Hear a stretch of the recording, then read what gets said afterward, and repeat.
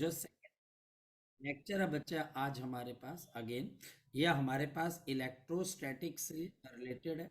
हमने कल देखा था चार्ज और चार्ज की प्रॉपर्टीज के बारे में, और बच्चा हमने पढ़ा था कि चार्जेस कैसा काम करते हैं, और कल हमने इलेक्ट्रोस्टैटिक फोर्स की वेक्टर फॉर्म को देख लिया था बच्चे। तो आज हम यहाँ पर और मतलब कि कैसे हम सुपर पोजिशन प्रिंसिपल लगाते हैं, ये सारी चीजें बच्चे हमने देखनी स्टार्ट कर दी थी। तो हमारे पास देखिए इलेक्ट्रोस्टैटिक्स के अंदर नेक्स्ट बच्चा हमारे पास आ जाता है the force between the two charges, the force between two charges, the force between the two charges with a medium between them, with a medium with a medium between them, with a medium between them, यानी कि इनके बीच में हमारे पास एक medium होगा, तो हमारे पास इनके बीच की फोर्स क्या होगी। Now the force between the charges, in the vacuum, अगर मैं दो चार्जेस को वैक्यूम के अंदर प्लेस करता हूं तो हमारे पास उनके बीच की force 1/4 pi epsilon not into Q1 Q2 upon मेरे पास R² के बराबर होती है। This is the force between the charges in the vacuum. This is the force between the charges in the vacuum. और ये हमारे पास यहाँ पर आपके पास इक्वेशन नंबर 1 आपके पास आ जाती है। सिमिलरली अगर इन दोनों चार्जेस को मैं कहीं पर ऐसी जगह पे प्लेस कर देता हूँ जहाँ पर इन दोनों चार्जेस के बीच का मीडियम वैक्यूम से अलग है, तो हमारे पास if a medium is present between the two charges, medium is present between the two charges, present between two charges, अगर दो चार्जेस के बीच में मेरे पास एक मीडियम आ जाए तो force between the charge in a medium is 1/4 pi epsilon m, और मेरे पास Q1 Q2 अपॉन आपके पास R², यह हमारे पास इक्वेशन नंबर 2 है। नाउ हमारे पास मटेरियल फिजिक्स में एक बात कही जाती है कि हमारे पास मीडियम अगर वैक्यूम से चेंज करके आप कोई नॉर्मल मीडियम लेके आते हो तो उसके आधारभूत यानी कि बेसिक आपके पास वहाँ पर उसके कॉन्स्टिट्यूशन, उसकी संरचना के अंदर बच्चे हमारे पास चेंज आ जाता है, और जब उसकी संरचना यानी कि उसकी मेकिंग के अंदर चेंज आ जाता है तो मॉलिक्यूलर लेवल पे उसके ऊपर या एटॉमिक लेवल पे उसके ऊपर कुछ चेंजेस आ जाते हैं, और इसी वजह से हमारे पास कहा जाता है कि we have the epsilon not multi, आपके पास मल्टीप्लाइड बाय एप्सिलॉन आर, या फिर कई लोग इसके अंदर से एप्सिलॉन नॉट इनटू आपके पास K, and this is termed as to be the epsilon M. ये कहा जाता है किसी और मीडियम की परमिटिविटी और हमारे पास वैक्यूम की परमिटिविटी की रेशो को आप रिलेटिव परमिटिविटी के नाम से जानते हो। ये हमारे पास क्या आ गई, now this is the relative permittivity, ये हमारे पास बन जाती है रिलेटिव परमिटिविटी, या फिर हम इसको के यानी कि बच्चा आपके डाइलेक्ट्रिक कांस्टेंट के नाम से भी जानते हैं, या फिर हम इसको यहाँ पे डाइलेक्ट्रिक कांस्टेंट के नाम से भी जानते हैं कि ये डाइलेक्ट्रिक कांस्टेंट बन चुका है। और इस वजह से मेरे पास यहाँ पर क्या आ जाता है, मेरे पास यहाँ पर आपके पास force between the two charges in the medium is given by, यह हमारे पास कैसे आ जाती है 1 हमारे पास 4 pi epsilon not into K and Q1 multiplied by Q2 upon मेरे पास यहाँ पर R², तो 1/4 पाई एप्सिलॉन नॉट के Q1 Q2 upon R², Rmn, जहाँ पर मेरे पास के की वैल्यू 1 है, के की वैल्यू 81 है, और इनफैक्ट के की वैल्यू इनफाइनाइट भी हो सकती है, यानी कि मैं क्या बोल सकता हूँ कि आपके पास के की वैल्यू ग्रेटर देन और इक्वल टू 1 और लेस देन आपके पास यहाँ इक्वल टू इन्फिनिटी के पास हो सकती है। हमारे पास k इज इक्वल टू 1 आपके पास एयर के लिए, 81 हमारे पास अगर कहा जाए तो आपके पास यहाँ पर हमारे पास एक ऐसे आपके पास वाटर के लिए आ जाती है, और यह हमारे पास तब है जब दोनों के बीच में हमारे पास मेटल आ जाता है, जब दोनों के बीच में हमारे पास मेटल आ जाता है। Or we can write down the force between the charges in a medium is given by the force in the vacuum, the force in the vacuum divided by dielectric constant आपके पास आ गया K, divided by the dielectric constant K, divided by the dielectric constant K, divided by the dielectric constant K। तो हमारे पास किसी भी medium और vacuum के बीच की जो फोर्स है, वो फोर्स बच्चा हमारे पास कुछ इस तरीके से आपके पास आती है। मीडियम और वैक्यूम की फोर्स की रेशो के बराबर आपके पास हो सकती है। तो ये पहला पॉइंट है जिसको आपने दिमाग के अंदर रखना है।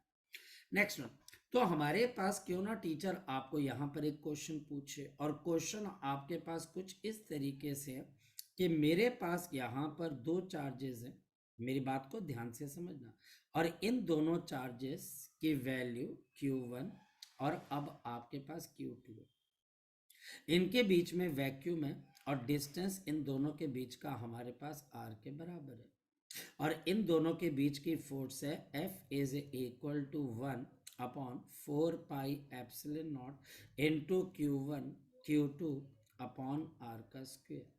अब टीचर क्या बोलता है, हमारे पास टीचर आपको ये बोलता है कि अगर इन दोनों चार्जेस को मैं किसी एक ऐसे मीडियम में रखूं जिसका डाइलेक्ट्रिक कांस्टेंट k के बराबर है, जिसका डाइलेक्ट्रिक कांस्टेंट k के बराबर है, मैंने इन दोनों के बीच का मीडियम चेंज कर दिया और डाइलेक्ट्रिक कांस्टेंट k के बराबर है, तो हमारे पास इन दोनों चार्जेस के बीच में अब नया डिस्टेंस क्या हो, अब इन दोनों चार्जेस के बीच में नया डिस्टेंस क्या हो, ताकि मीडियम के बीच की फोर्स और वैक्यूम के बीच की फोर्स सेम हो जाए। मेरी बात तुम समझ पा रहे होंगे कि मीडियम के बीच की जो फोर्स है और वैक्यूम के बीच की जो फोर्स है वो सेम हो जाए। तो हमारे पास ये फोर्स इन द मीडियम है, तो हमारे पास 1/4 pi epsilon not into K, and we have Q1 Q2 upon R dash का स्क्वायर। वो ये बोल रहा है कि अब ये डिस्टेंस क्या हो ताकि इन दोनों की ये फोर्स और इन दोनों की ये फोर्स आपस में सेम हो जाए। तो ये दोनों फोर्सेस आपस में सेम होनी चाहिए, क्योंकि ये दोनों फोर्सेस आपस में सेम है, तो मेरे पास 1/4 pi epsilon not Q1 Q2 upon R square is equal to 1/4 pi epsilon not into K and Q1 Q2 upon R dash का स्क्वायर। तो ये हमारे पास कैंसिल, ये हमारे पास यहाँ पर कैंसिल, और हमारे पास यहाँ पर R डैश का square is equal to R square by K, और R dash is equal to कितना आ जाएगा, R by under root of K. So हमारे पास R dash is equal to R divided by under root of K. So R dash is equal to R divided by under root of K. ये हमारे पास एक special question है, जब medium हम change करते हैं तो फोर्स डिक्रीज हो जाती है, बट यहाँ पर वो ये बोल रहा है कि मीडियम चेंज करने के साथ साथ अब डिस्टेंस भी चेंज कर दो ताकि उस मीडियम की फोर्स वैक्यूम के फोर्स के बराबर हो जाए। उस मीडियम की फोर्स बच्चा हमारे पास वैक्यूम के फोर्स के बराबर हो जाए। तो मुझे करना क्या है, मुझे सिंपल बच्चे इतनी बात करनी है कि आपने पहले वैक्यूम की फोर्स निकाली, फिर आपने मीडियम की फोर्स निकाली और दोनों को बराबर कर दिया। फर्क क्या पड़ा, पिछले केसेस के अंदर हम चार्जेस भी सेम लेते हैं, डिस्टेंस भी सेम लेते हैं, मीडियम चेंज कर देते हैं। यहां पर हम चार्जेस सेम लेंगे, मीडियम डिफरेंट हो गया, डिस्टेंस भी डिफरेंट होगा। जब मीडियम और हमारे पास डिस्टेंस दोनों डिफरेंट हो जाएंगे, मीडियम और बच्चा हमारे पास यहाँ पर डिस्टेंस डिफरेंट हो जाएंगे, तो बोल रहा है कि वो क्या कंडीशन होगी कि फोर्स सेम हो जाए। तो ये प्लीज़ इसको थोड़ा ध्यान में रखिएगा, अपनी अकल जो है बच्चे थोड़ी सी इस्तेमाल कर लीजिएगा, मतलब कि भागना नहीं है घोड़े की तरह। अकल को इस्तेमाल करना है कि भाई नहीं, ऐसा भी केस बन सकता है। तो आगे चलते हैं। तो हमारे पास ये एक और क्वेश्चन हो गया। क्वेश्चन तो अनलिमिटेड है, आपको भी पता है बच्चे, क्वेश्चन कभी खत्म होते हैं क्या? क्योंकि हमारे पास अगर ये क्वेश्चन है तो क्वेश्चन फिर आपके पास एक और आ जाएगा, जिसमें टीचर बोलेगा कि मेरे पास यहाँ पर क्या है, सीलिंग है। तो ये मेरे पास यहाँ पर इस तरीके से आपके पास सीलिंग है, और इस सीलिंग के साथ यहाँ पर, और आपके पास इस सीलिंग के साथ यहाँ पर दो चार्जेस हैं, दोनों का मास सेम है। अच्छा, मास आपके पास सेम है, चार्ज में और may not be same, charge में और मे नॉट बी सेम, और मेरे पास ये दोनों चार्जेस यहाँ पर मेरे पास एंगल थीटा बना रहे। अगर मासेस डिफरेंट होते, है ना, फोर्स, इलेक्ट्रिक फोर्स एक दूसरे को रिपेल कर रही है, यहाँ पर इलेक्ट्रिक फोर्स एक दूसरे को रिपेल कर रही है, ये दूर जा रहे। अगर देखा जाए तो दोनों का वेट अगर बराबर होगा तो ये फोर्स दोनों को सेम हाइट पर लेके जाएगी, लेकिन अगर मास डिफरेंट हो गया तो फिर एंगल सेम नहीं होगा। यहां पर मास सेम है, इस बात को ध्यान रखना। चार्ज मेरे पास यहां पर Q1 का, यहां पर Q2 का, इन दोनों चार्जेस के बीच का डिस्टेंस मेरे पास किसके बराबर आ गया, आपके पास R के बराबर आ गया। यहाँ पर टेंशन मेरे पास आ गई T, यहाँ पर टेंशन T के मेरे पास क्या आ गए, दो कंपोनेंट्स आ गए।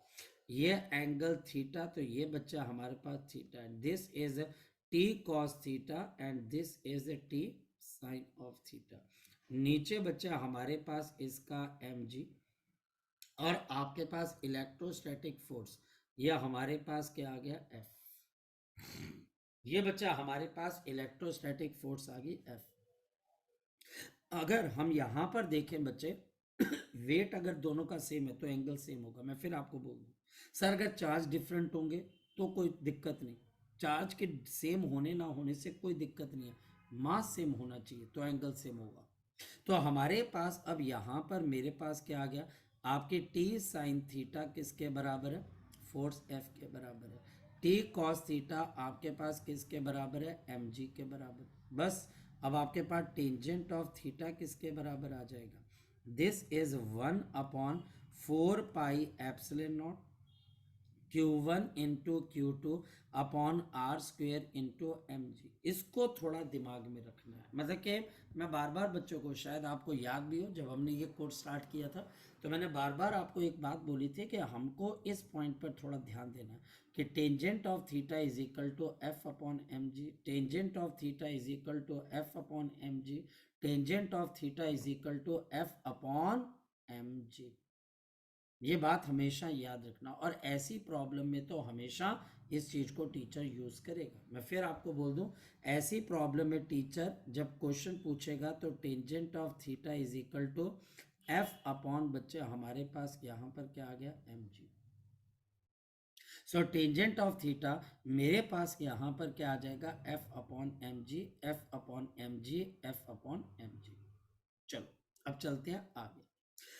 हमारे पास देखो क्वेश्चन की तो कोई कमी नहीं है, देखिए आज भी अगर हम देखें तो 1000-2000 क्वेश्चन तो इसी चैप्टर में से बन सकते हैं, मतलब कि पूरा पोटेंशियल कैपेसिटेंस तक उसकी कमी नहीं है। वो कभी आपके पास अगर देखा जाए बच्चे तो वो कभी कम पढ़ेंगे भी नहीं, आप करते जाओ, क्वेश्चन आते जाएंगे। यहाँ पे टीचर फ्रिक्शन लेके आ जाएगा, इंक्लाइंड प्लेन लेके आ जाएगा, पुली प्रॉब्लम लेके आ जाएगा, लेकिन एक पॉइंट हमेशा ध्यान रखना, कॉन्सेप्ट के ऊपर चलना, and practice will make you perfect. आप कोई भी क्वेश्चन अगर सॉल्व करते हो तो पहले तो कॉन्फिडेंस के साथ देखो। मैंने आज भी अपने ऑफलाइन बैच के अंदर बच्चों को ये बात समझा रहा था, प्रेजेंटेशन डू मैटर। 3 घंटे बैठ के पेपर देना खुद के अंदर एक बहुत बड़ा चैलेंज है, और एक रिदम के अंदर पेपर देना उससे भी बड़ा चैलेंज है। अब रिदम का मतलब क्या होता है, मैं समझाता हूँ। रिदम का मतलब बच्चा हमारे पास होता है कि किसी क्वेश्चन का आंसर आपने बहुत बढ़िया दे दिया, उसके तो आपने 10 पेज लिख दिए, और किसी किसी के बच्चे आपसे आधा पेज नहीं लिखा गया जबकि उसके 10 पेजेस उसके भी आने चाहिए थे। यहाँ पे रिदम गड़बड़ हो जाती है। अब 4 पेज लिखिए, और 4 पेज हर एक के लिखिए, मैं 5 नंबर की बात कर रहा हूँ। तो फिर इसका तरीका कैसा, रिदम, रिदम तो चलो समझ में आ गया, मतलब कि ऐसा नहीं कि किसी का आंसर आपने बहुत बढ़िया लिख दिया और किसी किसी के अंदर बच्चे आपने बिल्कुल ऐसे लिख दिया, अरे यार मन बहुत हो गया, अरे 1 घंटा हो गया, 10 बजे बैठे थे अब 11:30 हो गया, अब एकदम से लिखना पड़ रहा है, कुछ काट छांट रही हो, एडिट कर रही हो। अब आप समझो ना बच्चे, एडिट करोगे तो क्वेश्चन का आंसर तो टीचर तो समझ जाएगा, बेवकूफ़ तो है नहीं बच्चे कि उसको पता ही नहीं है। तो हम बेवकूफ़ किसको बना रहे हैं, हम अपने नंबर खुद ही कटवाते हैं। रिदम, रिदम का मतलब ये होता है बच्चे कि अगर आपको 5 नंबर का क्वेश्चन आता है, बहुत बढ़िया भी आता है, तो आप ऐसा नहीं है कि पूरी किताब छाप के आ जाओगे बेटा। टीचर को बच्चा आधा घंटा आप ही का क्वेश्चन का आंसर पढ़ता रहेगा क्या? उतना लिखो जितना बच्चा हमारे पास बेटर है। 1 नंबर में कितना लिखना है, 2 नंबर में कितना, और उसको लिखवाना कैसे है क्वेश्चन को। ऐसा तो नहीं कि न्यूमेरिकल आ गया आप सीधा मैथमेटिक्स ठोकी जा रहे हो। टीचर विल गेट इरिटेटेड कि यार मैं मैथ्स का टीचर थोड़ी ना हूँ, इसमें लिखना होता है, well we have to find out, that's why. वो चीज़ें तो हमारे पास इनहेरेंट होनी चाहिए। और अगर नहीं है कोई बात नहीं, सीख, अभी किस क्या मौका है, अभी यही तो काम का मौका है। तो फिर बच्चा अब ये क्वेश्चन पूछता है सर रिदम कैसे आएगी, मेरे पास बहुत अच्छा तरीका है। मेरे पास इस रिदम को लेके आने का बहुत ही बढ़िया तरीका, अगर तुम मेरी बात मानो तो, बात है मानने की, तो एग्जाम आइडिया की बुक ले लो, और एग्जाम आइडिया की बुक लेके, अब जो मैं तरीका बता रहा हूँ सब इरा इरा, ठीक है, जस्सी, इरा, सलोनी, आर्यमन, मुदित, समझना। तो आपने कोई भी किताब ली, उठाई, आपने एग्जाम आइडिया ले ली, और उसमें 5 नंबर का कोई क्वेश्चन देखा, 5 क्वेश्चन टिक करने के, आज मैं ये 5 क्वेश्चन करूंगा ही करूंगा। आपने वो बुक उठाई, और आपने ऐसे बुक रखनी है, और वो 5 नंबर का आंसर देख देख के लिखना। मैं क्या बोल रहा हूँ मुझे पता है कि देख के लिखना। बोलोगे सर ये क्या बात है, जब आप 5 नंबर का क्वेश्चन देख के लिखोगे ना जस्सी, मुदित, मेगा, तो होगा पता है क्या, आपको समझ में आ जाएगा कि 5 नंबर का क्वेश्चन कितना बड़ा होना चाहिए, लग जाएगा पता ना, आपको पता लग जाएगा। 5 क्वेश्चन लिखोगे, अच्छा ये 5 नंबर का क्वेश्चन जो है ना, इतने पेजेस के आगे नहीं जा रहा है, या इतने पेजेस से कम नहीं है, इतने में के अंदर सिमट रहा है, ये वाला, तो आपको पता लग जाएगा एग्जाम के अंदर मुझे 5 नंबर का क्वेश्चन कितने पेजेस में खत्म करना है। जैसे ये बात समझ में आ रही है ना, मतलब कि भेजे में पढ़ हाँ रही है। जी। अगर ये मुझे पता लग जाए तो सीक्रेट क्या है, यही तो सीक्रेट है जो टॉपर के पास होता है। टॉपर ना ज्यादा लिखता है ना कम लिखता है। मतलब कि तुम्हें, तो कि बच्चा आके ये तो पूछेगा, हीरा तू जो तू आके मेरा सर ये तो सर मैं कितना बड़ा क्वेश्चन लिखूं, एसी जनरेटर आ गया, मैं पूरी किताब छाप दूं क्या? तो मैं बोलूँगा नहीं बेटा हीरा, सर फिर मैं कितना लिखूं, और सर नंबर भी कटने नहीं चाहिए। तो इरा, अब करना क्या है, एग्जाम आइडिया की बुक उठानी है, चाहे वो फिजिक्स की है, चाहे बायो की है, चाहे बच्चे को केमिस्ट्री की है। 5 नंबर वाले क्वेश्चन देखने कि वो कितने बड़े जा रहे हैं, और वो कितने पेजेस में सिमट रहे हैं। तुम्हें आइडिया हो जाना बेटा कि मुझे अब अपने स्कूल के अंदर या कहीं पर भी पेपर देना, इतने से कम तो मैंने लिखने नहीं, और इससे ज्यादा भी नहीं लिखने।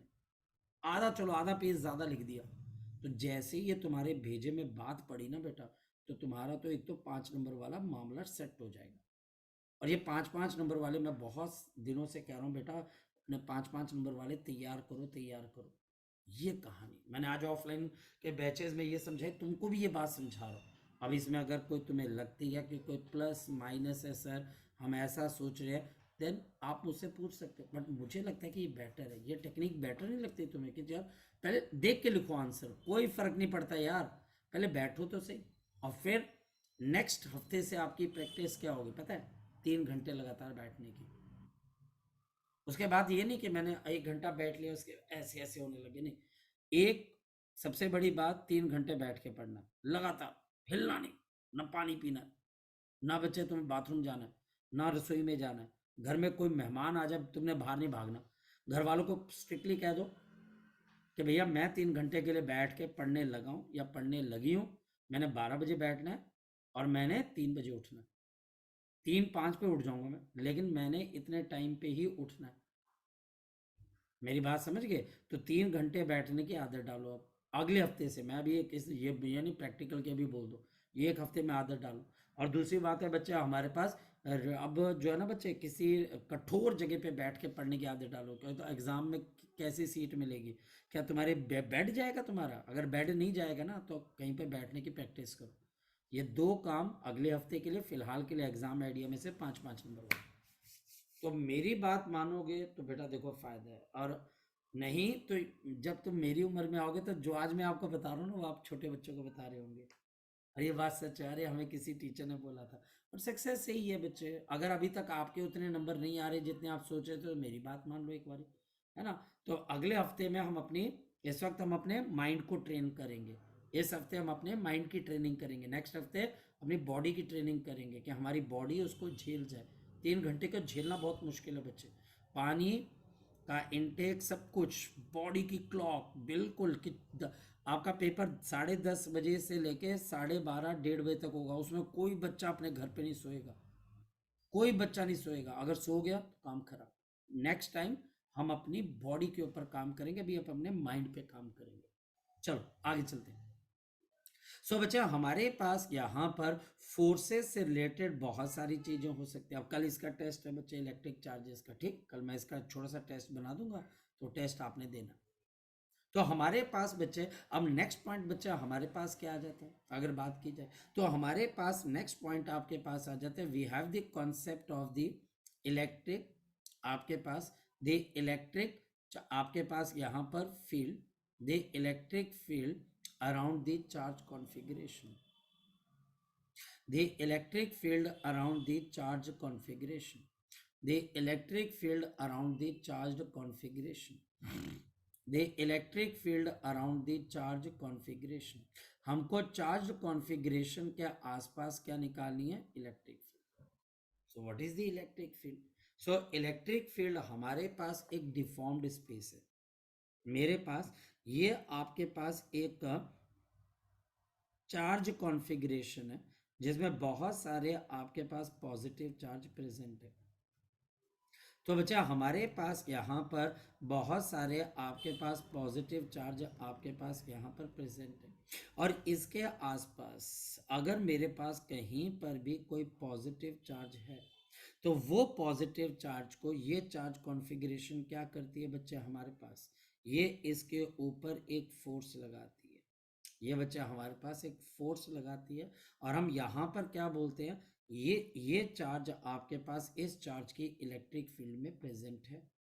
तो इस चार्ज के ऊपर जो फोर्स लग रही है, this is due to the electric field of E, due to the due to the electric field E, due to the electric field ई,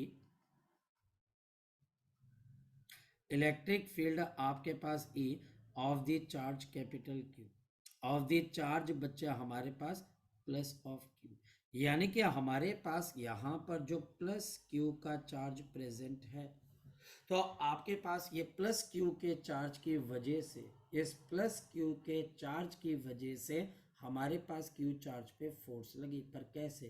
क्योंकि ये क्यू चार्ज बड़े चार्ज की इलेक्ट्रिक फील्ड में, क्योंकि ये क्यू चार्ज बड़े चार्ज की electric field में, बड़े चार्ज की इलेक्ट्रिक फील्ड में, बड़े चार्ज की इलेक्ट्रिक फील्ड में। आगे चलते, हमारे पास electric field is the space, so we can write down the electric field is the deformed space, the electric field is the electric field is the deformed space, this is the deformed space।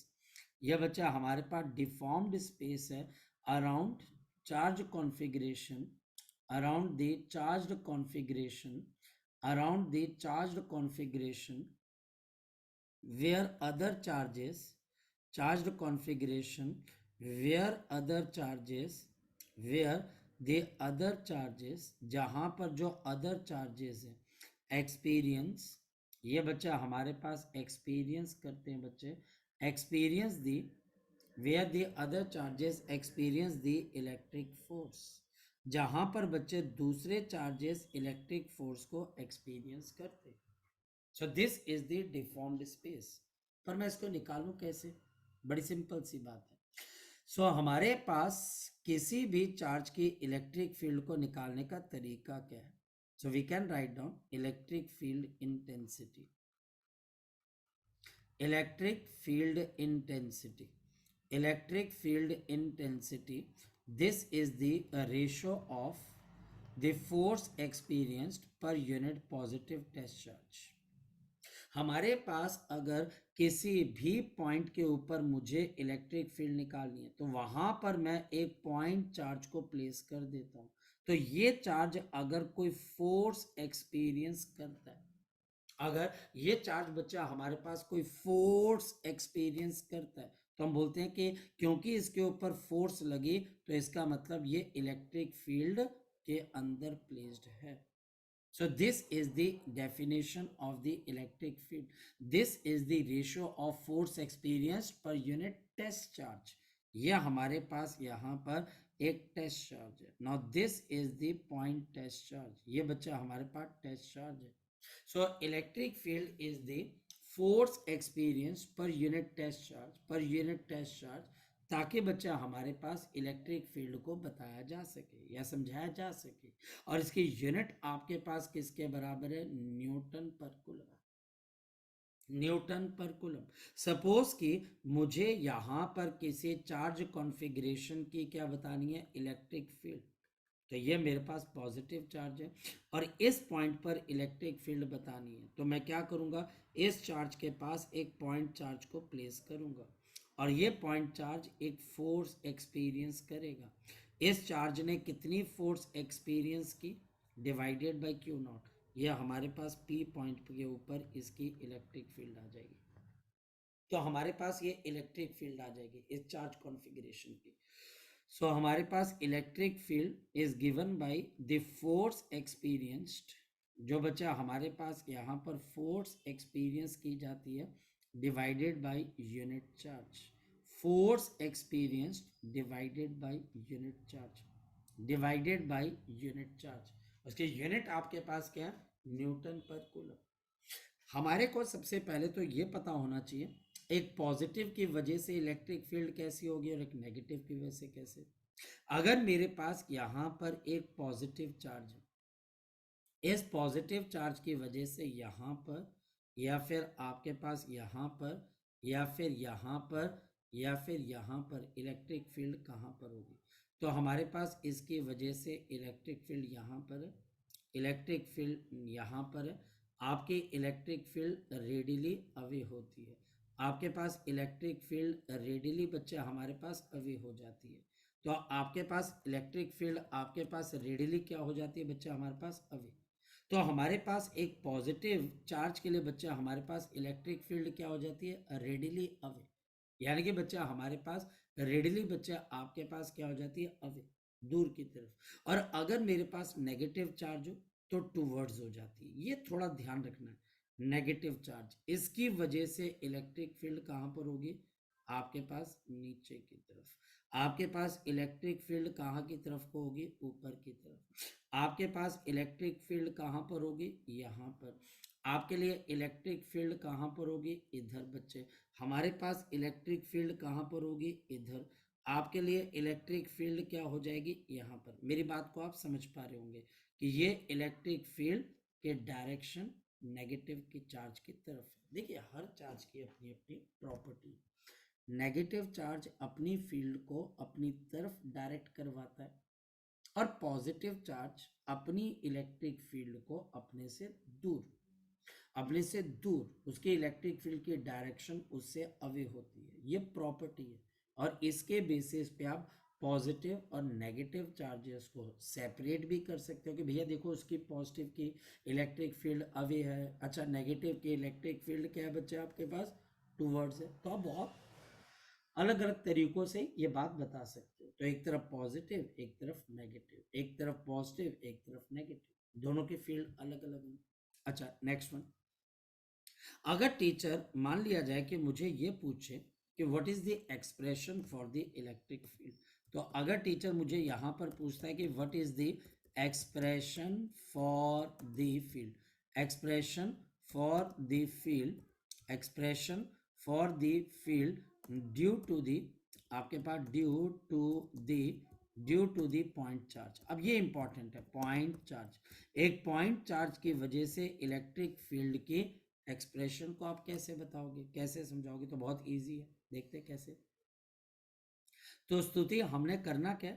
पहले तो हमने ये बताना है कि भाई देखिए ये आपके पास है y एक्सिस, ये आपके पास है x एक्सिस और ये आ गया आपके पास z एक्सिस. तो z और ये बच्चा हमारे पास y और ये मेरे पास x आ गया.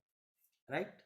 तो मेरे पास यहाँ पर आ गया और इसका ओरिजिन आ गया 0 0 और 0. And this is your x, ये y, और ये आ गया z। मेरे पास ओरिजिन पे एक पॉजिटिव चार्ज पहले से मौजूद है, तो ये मेरे पास एक पॉजिटिव चार्ज है प्लस ऑफ q। इसकी वजह से मुझे इलेक्ट्रिक फील्ड निकालनी, यहाँ पर ये देखिए ये, तो मेरे पास मुझे इस पॉइंट के ऊपर इलेक्ट्रिक फील्ड निकालनी, ये हमारे पास कितना आ गया, आर आ गया। तो ये पॉजिटिव की वजह से इलेक्ट्रिक फील्ड क्या हो जाएगी, इट विल बी अवे, क्योंकि बच्चे पॉजिटिव चार्ज है। अब ये हमारे पास कितने के बराबर है, अगर ये चार्ज आपके पास क्यू के बराबर है, तो हमारे पास यहाँ पर electric field E is given by 1/4 pi epsilon not and Q divided by R के मैग्नीट्यूड का whole cube into R vector. ये सिंपल सी बात है। आर बच्चे हमारे पास यहाँ पर क्या आ गया, वेक्टर आ गया बच्चे, तो बहुत मुश्किल चीज नहीं है। जैसे कल हमने फोर्स को निकाला था ना, जैसे हमने कल फोर्स को निकाला था, वैसे ही हमारे पास ये फील्ड भी वही है। क्यू चार्ज की वजह से आर डिस्टेंस पे नीचे क्यूब आ जाएगा और ऊपर मेरे पास यहाँ पर आर आ जाएगा। हमारे पास इस इलेक्ट्रिक फील्ड के जो कोऑर्डिनेट सिस्टम है, अगर मैं मान लूं कि जिस पॉइंट के ऊपर आपने निकालना था वो कोऑर्डिनेट है एक्स वाई और जेड, तो हमारे पास इलेक्ट्रिक फील्ड को आप कैसे बताओगे, now this is given bye 1/4 pi epsilon not, Q charge है वो ओरिजिन पे बच्चा हमारे पास, और जिस पॉइंट पर निकालनी वो है X I cap plus Y J cap plus of Z K cap, और नीचे बच्चा हमारे पास डिवाइडेड बाई आपके पास X square plus of Y square plus of Z square, और इसकी पावर आपके पास क्या आ गई 3/2। तो इसकी पावर बच्चा हमारे पास यहाँ पर क्या आ जाएगी 3/2। तो we have X I cap Y J cap and Z K cap, और नीचे X square plus Y square plus Z square, और इसकी पावर 3/2, 3/2, 3/2। तो हमारे पास यहाँ पर ये इलेक्ट्रिक फील्ड है, बड़ी सिंपल सी बात है। लेकिन पॉइंट क्या है, पॉइंट हमारे पास ये है कि यहाँ पर ये चार्ज ओरिजिन पे है। अगर आप इस चार्ज की लोकेशन को ओरिजिन के अलावा कहीं और ले जाओ, तो उस केस के अंदर हमारे पास थोड़े से चेंजेस हो जाएंगे, और वो चेंजेस क्या होंगे वो मैं डिस्कस करता हूँ, देखते हैं। तो हमारे पास क्या, suppose now this is your again Y axis, ये मेरे पास वाई एक्सिस है। Now this is your X axis, this is your z axis, z axis. So we have x axis, y axis and we have z axis. तो x, y और z तो मेरे पास है, और मेरे पास यहाँ पर पहले से एक चार्ज है प्रेजेंट, ये रहा, तो ये आपके पास आ गया, और जिस पॉइंट के ऊपर आपने फील्ड निकालनी है वो पॉइंट आपके पास ये आ गया, ठीक। तो हमारे पास ये P पॉइंट पर निकालनी है, और ये बच्चा हमारे पास चार्ज पहले से ही है, और ये बच्चा हमारे पास आ गया R1, और ये बच्चा हमारे पास R2। ध्यान से समझना, इसके कोऑर्डिनेट्स क्या हैं बच्चा हमारे पास x1 y1 z1, और इसके कोऑर्डिनेट्स क्या हैं बच्चे x2 y2 और z2, ठीक। अब मेरे पास यहाँ पर इसकी वजह से यहाँ पर ये x axis y axis and z axis, और ये बच्चा हमारे पास ओरिजिन 0 0 और 0। तो मुझे यहाँ पर क्या निकालनी बच्चे, फील्ड निकालनी है ना, फील्ड निकालनी, ऐसे करके आपके पास तो फील्ड निकाल लेते हैं। तो हमारे पास एक तो पॉजिटिव चार्ज है तो सीधी लाइन में जाएगी ऐसे, and this is the electric field आपके पास आ गई ई।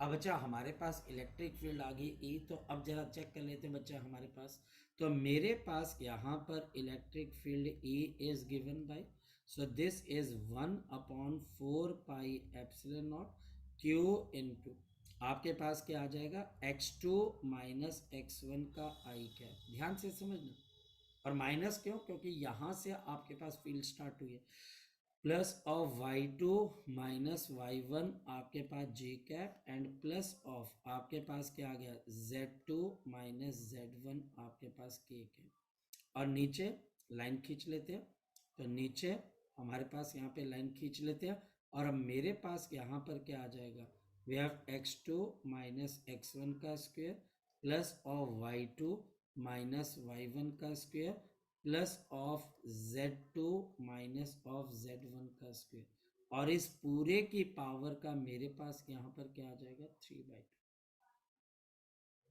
और इस पूरे की पावर का बच्चा हमारे पास क्या आ जाएगा 3/2। कोई बहुत मुश्किल चीज नहीं है बच्चे, कोई बहुत मुश्किल चीज नहीं।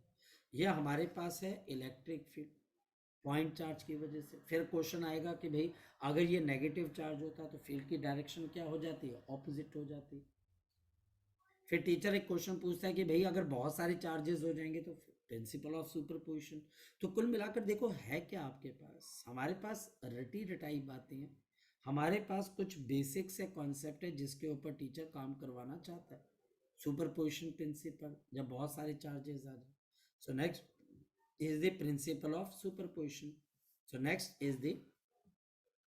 नेक्स्ट बच्चा हमारे पास यहाँ पर आ जाता है, we have the principle of the superposition. So we have the principle of आपके पास यहाँ पर सुपरपोजिशन। तो प्रिंसिपल ऑफ द सुपर आपके पास यहाँ पर position of the electric field क्या कहती है हमारे पास, यहाँ से देखते हैं। सो प्रिंसिपल ऑफ सुपरपोजिशन हमारे पास क्या कहता है कि अगर मेरे पास बहुत सारे, ये सपोज कि मेरे पास y है and this is your x, और ये कोऑर्डिनेट सिस्टम, और मेरे पास यहाँ पर ऐसे करके यहाँ पर आना, ठीक।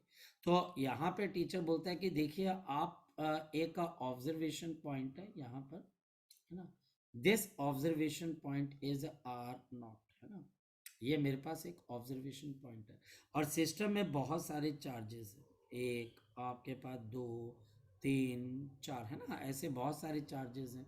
हमारे पास ये q1 है जिसका पोजीशन वेक्टर मेरे पास यहाँ पर r1 है, और ये बच्चे इस पॉइंट पर इलेक्ट्रिक फील्ड क्रिएट कर रहा है आपके पास कितने के बच्चे, हमारे पास E1 की, ठीक।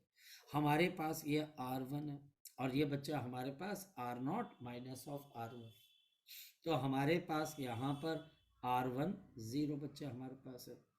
फिर बच्चा हमारे पास यहाँ पर एक दूसरा चार्ज है q2, आप समझ पा रहे होंगे इसके अंदर से, मेरे पास ये चार्ज q2 जिसका पोजीशन वेक्टर r2, ये भी इस पॉइंट पर फील्ड क्रिएट करेगा ऐसे करके। Now this field is equal to, मेरे पास क्या आ गया E2, और ऐसा करते करते मेरे पास यहाँ पर qn है जिसका पोजीशन वेक्टर मेरे पास यहाँ पर किसके बराबर है rn, और ये बच्चा हमारे पास यहाँ पर एक फील्ड क्रिएट कर देगा इस डायरेक्शन में, and this field is En, और ये आपके पास इलेक्ट्रिक फील्ड है EF। तो जो नेट इलेक्ट्रिक फील्ड होगी वो सभी इलेक्ट्रिक फील्ड का हमारे पास यहाँ पर वेक्टर सम होगा। तो हमारे पास electric field at the point O, this is given by, ये रहा O point, so this is electric field E1 plus of E2 plus of आपके पास E3 and so on plus of मेरे पास यहाँ पर क्या आ गया EN, प्लस ऑफ मेरे पास यहाँ पर क्या आ गया EN।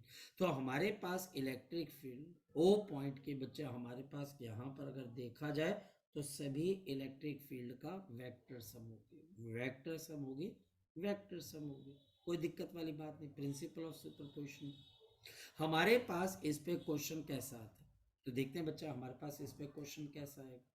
हमारे पास क्वेश्चन बड़ा सिंपल सा आएगा कि देखिए मेरे पास जनाब यहाँ पर ऐसे करके आपके पास ट्राइंगल, ठीक, और हमारे पास इस ट्राइंगल के साइड मेरे पास है जी L L और L, ये मेरे पास पॉजिटिव चार्ज नेगेटिव चार्ज, और इस पॉइंट के ऊपर इलेक्ट्रिक फील्ड बतानी, तो मेरे पास A और ये B और मुझे C पॉइंट पर बताना। C पॉइंट पर पॉजिटिव चार्ज की वजह से कैसी फील्ड आएगी, तो ये बच्चा हमारे पास अवे आ जाएगी, नेगेटिव चार्ज की वजह से टुवर्ड्स आ जाएगी। इन दोनों फील्ड्स के बीच का एंगल कितने के बराबर है 120 डिग्री। ये इलेक्ट्रिक फील्ड E1, ये हमारे पास E2, और हमारे पास यहाँ पर इनका जो रिजल्टेंट होगा वो हमारे पास इन दोनों वेक्टर्स का वेक्टर सम, तो ये बच्चा हमारे पास इनका वेक्टर सम ऐसे, ये आपके पास है 120 डिग्री पे ऐड हो जाएगा। तो मेरे पास E1 किसके बराबर है KQ अपॉन L स्क्वायर, और मेरे पास E2 कितना बचे, के क्यू अपॉन एल स्क्वेयर। ये दोनों इलेक्ट्रिक फील्ड कितने एंगल पे है, 120 डिग्री पे, 120 डिग्री पे। इस वजह से मेरे पास यहाँ पर नेट इलेक्ट्रिक फील्ड कितने के बराबर है, अंडर रूट ऑफ आपके पास E1 का स्क्वायर प्लस ऑफ E2 का square plus 2E1 E2 into cos of 120।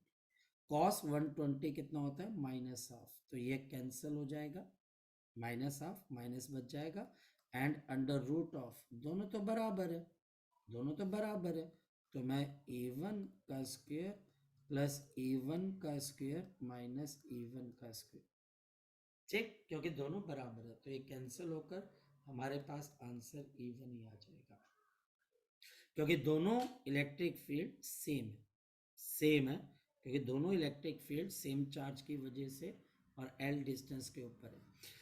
तो हमारे पास यहाँ पर E1 ये बच्चा हमारे पास आएगा के क्यू अपॉन एल स्क्वायर, और ये बच्चा हमारे पास इसका आंसर आ जाएगा, ठीक। चले बच्चे, सो अभी आज के लिए हम इतना करते हैं, अब बाकी चीजें अब हम नेक्स्ट टाइम डिस्कस करेंगे बच्चे, ठीक है। तो आप इसको थोड़ा पढ़िएगा, थोड़ा डिस्कशन आप मेरे साथ कर लीजिएगा। Bye bye.